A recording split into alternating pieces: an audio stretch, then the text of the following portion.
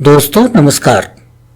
मैं बीएम मिश्र अनसुने किस्से में आप सबका स्वागत करता हूं।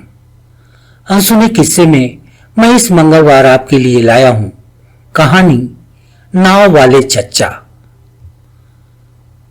माधव अपने पिता रामचरित को दद्दा कहकर बुलाता था।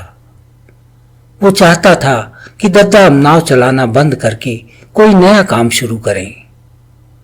उसने कई बार समझाने की कोशिश की, लेकिन वो रामचरित का इरादा बदलने में असफल रहा।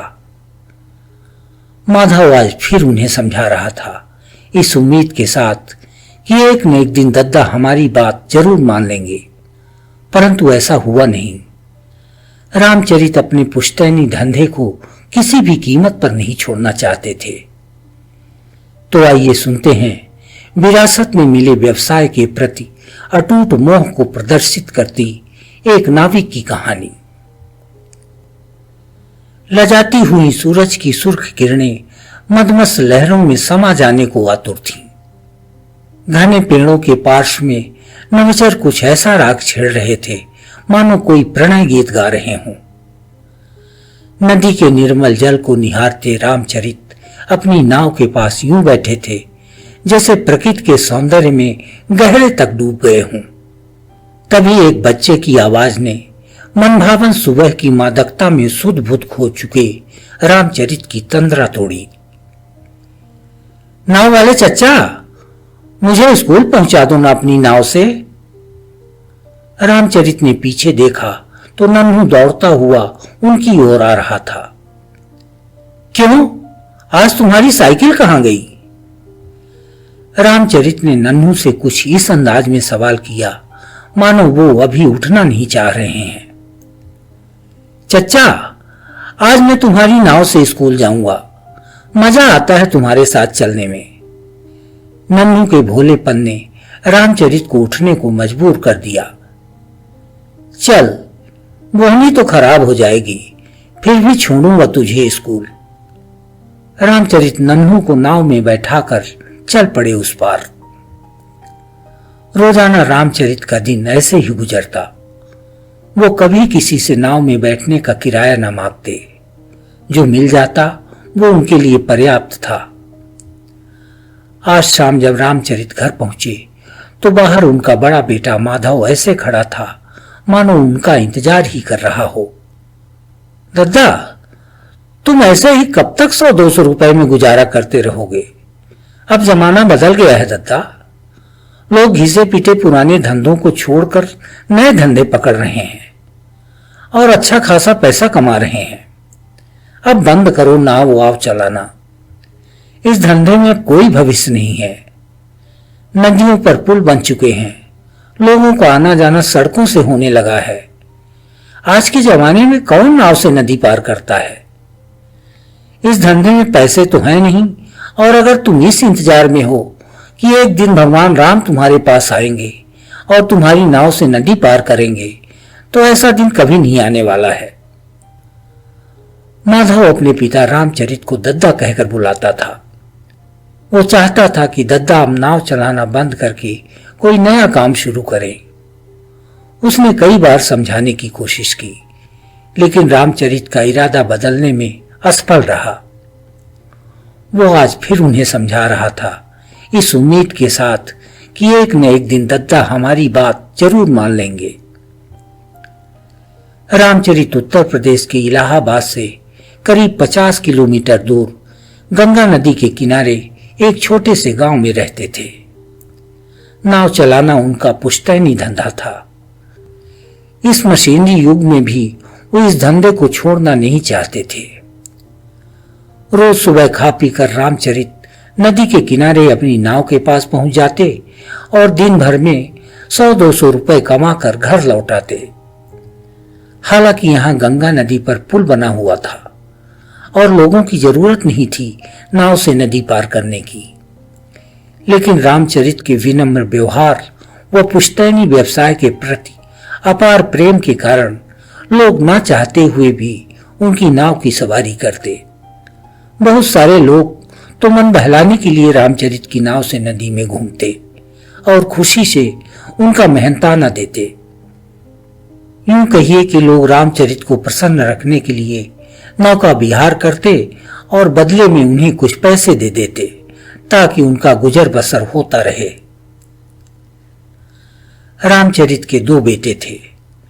बड़े बेटे का नाम माधव और छोटे बेटे का नाम राघव था। पिछले साल माधव ने बीए पास किया और महीने भर बाद ही उसे शहर की एक प्रतिष्ठित कंस्ट्रक्शन कंपनी में सुपरवाइजर की नौकरी मिल गई। छोटा बेटा राघव इंटरमीडिएट में पढ़ रहा था। वो अपनी पढ़ाई आगे भी जारी रखना चाहता था। हालांकि रामचरित चाहते थे कि राघव उनके पुश्तैनी धंधे को संभाले, लेकिन राघव इसके लिए बिल्कुल राजी न था। रामचरित ने उससे कई बार कहा कि वो जितना चाहे उतना पढ़े, लेकिन पढ़ने के बाद वो नाव चलाने का ही काम करे। माधव और राघव को रामचरित की ये चाह हमेशा परेशान करती, लेकिन वो उनको दुखी नहीं करना चाहते थे। उन्होंने रामचरित को खूब समझाने की कोशिश की कि नाव की कमाई से इस महंगाई के दौर में गृहस्थी नहीं चलाई जा सकती, लेकिन रामचरित कहाँ मानने वाले थे। पिछले साल जब माधव की नौकरी लगी तो उसने रामचरित से कहा था, दद्दा, अब मुझे इतने पैसे मिलने लगे हैं कि इससे हमारा खर्च आराम से चल सकता है। अब ये अपनी नाव दे दो किसी को। माधव की बात रामचरित को आहत कर गई थी। उन्होंने कहा था, तुम क्या समझोगे इस नाव की कीमत को? इसने हमारी कई पुश्तों को पाला है। इसने हम पर कभी बेरोजगार होने का धब्बा नहीं लगने दिया। हमें अपनी खुद की पहचान दी है इस नाव ने। आज भी लोग जब हमें नाव वाले चच्चा कहकर बुलाते हैं तो मन गदगद हो जाता है। अपनी जिंदगी को नाव से जोड़ते हुए रामचरित भावुक हो गए थे। आंखें भर आई थी उनकी। पुश्तैनी धंधे से इस तरह के अथाह लगाव को देखकर माधव चुप हो गया था, ये कहते हुए कि यदि नाव ही चलानी है तो कहीं ऐसी जगह चलाओ जहां आमदनी हो, अन्यथा दिन भर नदी के किनारे बैठे रहने और शाम को 150 रुपए लेकर लौटने का कोई मतलब नहीं है। माधव और राघव जब जान गए कि दद्दा पर हमारी समझाइश का कोई असर नहीं पड़ने वाला है, तो उन्होंने नाव चलाने के काम का विरोध करने के बजाय दद्दा को प्रोत्साहित करना शुरू कर दिया। वो रामचरित पर जोर डालने लगे कि वो अपनी नाव लेकर इलाहाबाद चले जाएं और त्रिवेणी के तट पर काम शुरू कर दे। वहां 12 महीने लोग आते हैं और नाव से संगम स्नान करते हैं।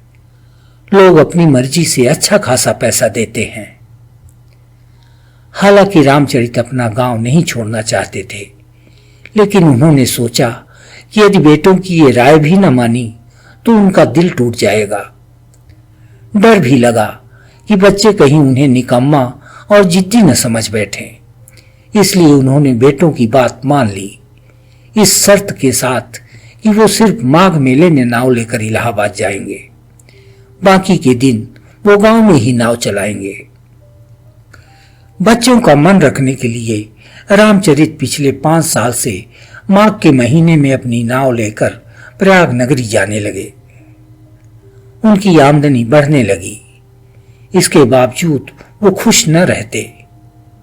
पूरे महीने गिन गिन कर दिन काटते। उन्हें रह रहकर गांव की याद आती। नाव में बैठने की लालसा लिए उछलते कूदते बच्चे याद आते। गले तक घूंघट ताने गांव की वो नई नवेली बहुएं याद आती, जो इशारे से उन्हें नदी में भ्रमण कराने का आग्रह करती थीं। नौका विहार के दौरान पतवार की थाप के साथ महिलाएं जो प्रेम गीत गुनगुनाती, वो रह रहकर रामचरित के मन को गुदगुदाते रहते। रामचरित को माघ मेले में मिलने वाले पैसे की खनक अपने गांव की चहकती गलियों के आगे फीकी लगती। फिर भी बेटों का मन रखने के लिए हर साल रामचरित अपने मन को मारकर माघ का महीना त्रिवेणी के तट पर ही बिताते। हर वर्ष की भांति इस वर्ष भी रामचरित माघ मेले में अपनी नाव लेकर इलाहाबाद पहुंचे। इस साल प्रयाग के तट पर कुंभ का मेला था। अपेक्षाकृत बीते वर्षों से 10 गुना से भी ज्यादा लोग पहुंचे। रामचरित को खाने पीने का भी वक्त ना मिलता। दिन भर उनके हाथ नाव की पतवार से चिपके रहते। लोग संगम में स्नान करने के लिए रामचरित को अपनी मर्जी से अच्छा खासा पैसा देते। इस बार रामचरित ने महीने भर में करीब 10 लाख रुपए कमा लिए। मेला खत्म होने के बाद ये पैसे लेकर जब वो घर लौटे तो उनके बेटों की खुशी का कोई ठिकाना न रहा, लेकिन रामचरित के चेहरे के भाव पहले जैसे ही थे। घर पहुंचते ही रामचरित ने सारे पैसे माधव के सामने रख दिए। इतने पैसे देखकर माधव ने रामचरित को सलाह दी, दद्दा, क्यों ना हम एक अच्छी सी 4 पहिया गाड़ी ले लें और उसे किराए से चलाएं। एक ड्राइवर रख लेंगे, वो गाड़ी चलाएगा और आप आराम से बैठिएगा। घर बैठे पैसे आएंगे। माधव की सलाह से रामचरित फिर निराश हो गए। बेटा, किराए से गाड़ी चलवाने में चाहे जितना पैसा आए, लेकिन उसकी अहमियत हमारी नाव से मिले पैसों से अधिक नहीं हो सकती। मुझे जो सुकून नाव से 100-200 रुपए की कमाई में मिलता है, वो गाड़ी से 1000 रुपए की कमाई में नहीं मिलेगा।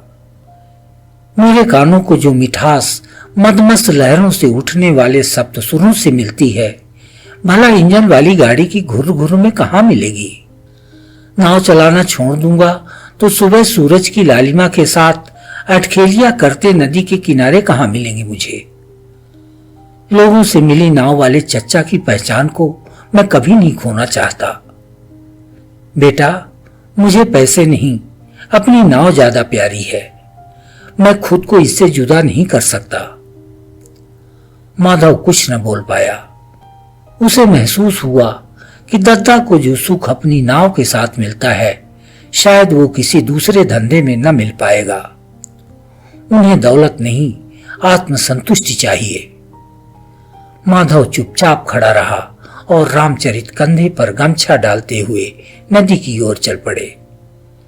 ऐसा लग रहा था मानो उनकी नाव उन्हें पुकार रही हो, ओ माझी रे।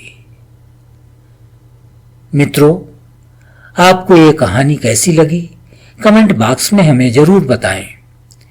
कहानी यदि अच्छी लगी हो तो लाइक व शेयर करना न भूलें। और हाँ, यदि आपने अब तक हमारे चैनल को सब्सक्राइब नहीं किया है तो कृपया कर लें। अगले मंगलवार हम फिर मिलेंगे एक नई कहानी के साथ। धन्यवाद।